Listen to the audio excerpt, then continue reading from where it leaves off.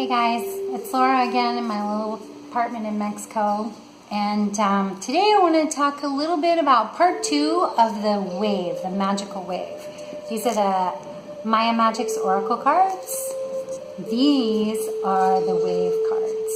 I love these because they're all about energy and they're all about how we can use energy. Last time we talked a little bit about how the wave is like the wave of an ocean. Today, we're going to talk a little bit more specifics about what each one of those 13 different points on that ocean wave means.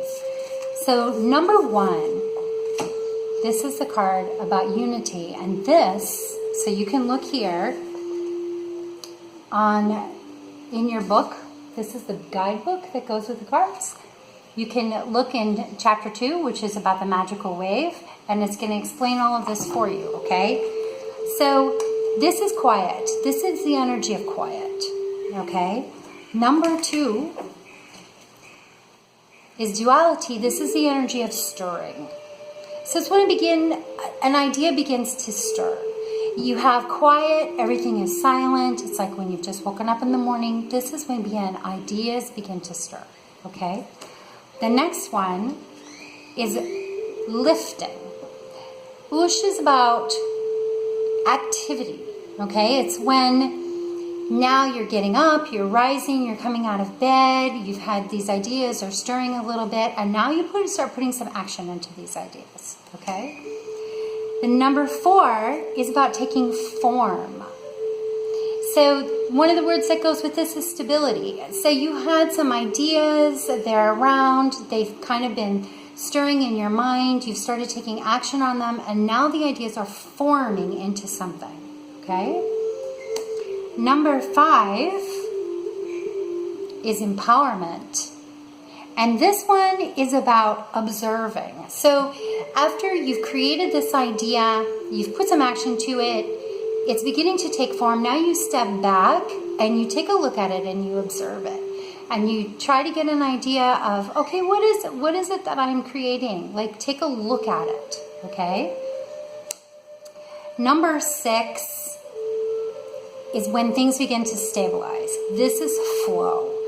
So you've taken this idea, you've created this idea, it's stirred in your mind, it's formed into something, you've taken a look at it, and now it's beginning to move forward. It's getting a little bit of speed on its own, and things are starting to flow. You know how when you start to get into the flow of things, it feels really good, it feels stable, it feels right, it feels nice. This is about flow. Number 7 is the energy of channeling. So this is inspiring. This is when you've got things are flowing and people are starting to be inspired by your idea. You are beginning to be inspired. You're beginning to channel some really interesting energy here. It's stable. It's moving forward. This is a point where things really feel good and you're really starting to get into the groove of things. Okay? Now the next one is Washak, and this is number 8. This is harmony. Harmony is an amazing time when things start coming together and you're not working just by yourself, but you're working with other people. Things are beginning to fall into place. There's harmonizing. Now think about harmony in music, right? You have one note and then another note comes in and now you have 2 notes, and these 2 notes together create something that is more beautiful than the one note was by itself. It begins to grow beyond itself. It begins to take on a life of its own, okay? The next one is very cool. This is the divine feminine. Now, I hope you understand that this feminine energy doesn't have to come from a man or a woman. Anybody can channel feminine energy, right? Feminine energy is intuitive, creative, emotional, that kind of energy, right? So this one is pulsating. It's when there is so much energy in your idea that it is beginning to actually pulsate, okay? The next one is manifesting. So this is when your idea has hit its peak of your participation in it. You have come through all of these different steps. There's been something that has stirred inside of you. You've taken some actions, you've created something, it's taken form, you've stepped back, looked at it, decide what you really want it to become. It's starting to flow. It's gathering energy, creating harmony, it's pulsating, and now you've got a real manifestation of something amazing that has come from all of this energetic work that you've been doing. This is 10. This is where the wave crests. It's the highest peak of the crest.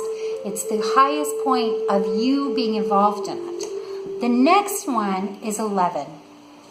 And 11 is releasing, because at this point you have created something and it's time for you to release it. You have to let go. This is the point where the wave has crested and now it's breaking. You can see that white froth. Really interesting that this card has this froth on it, right? Like the wave is breaking. It's no longer in your control. You have created something, you've manifested something, you've taken an idea out of space or out of yourself, and you've turned it into reality, and now you have to stand back and you're going to watch as this wave energy runs up on the shore, okay? And the next one is crystallizing. So this one, notice this is a little girl and she's found a bunch of eggs, right? These eggs were hidden. This is actually a photo of a little girl who was looking for where the chicken had laid her eggs. This is in a little Mayan village, not far from here, called Leona Vicario. And she'd been looking and trying to find the eggs, and she found them. So this is about understanding. So it's when you stand back and you look and you see this energy that is now rushing on the shore. You've let go of it. You've manifested an idea. You've let go of it. It's running on its own power. And now you get to stand back and look at what your idea is becoming. You get to understand what it was you created. Very powerful card. And number 13, and my personal favorite, because this is the day that you get to do magic, right? This is ascension. You've gone past the point of manifesting something. You've let it go. You've stood back. You've understood it. Okay, you've understood it. What happens when things are ascending? They're transcending. They're going beyond. You no longer have control. This is the card of chaos. This is the card when the magic happens. This is the card where things have gone and now they have a life of their own and you're not sure what's going to happen. Remember, after you go through the ascending and transcending card, the card of chaos, you go back to 1 again. 1 again is back at the quiet, peaceful place. But the chaos is the point in time where you can take a little of this, a little of that, a little of that. And because it's not really following the rules, because of all this crazy energy, this is the point when something magical can happen. So I hope you enjoyed that. If you want more information about the cards, you can go to lauralabrie.com. I'm going to keep doing these little videos, and I've got lots of interesting stuff to teach you. Remember, these are all Mayan words, so as you're learning about these different cards, you're actually learning some of the Yucatec Mayan language, which is really interesting too. So you guys have a lovely day, and I'll see you again soon. Take care.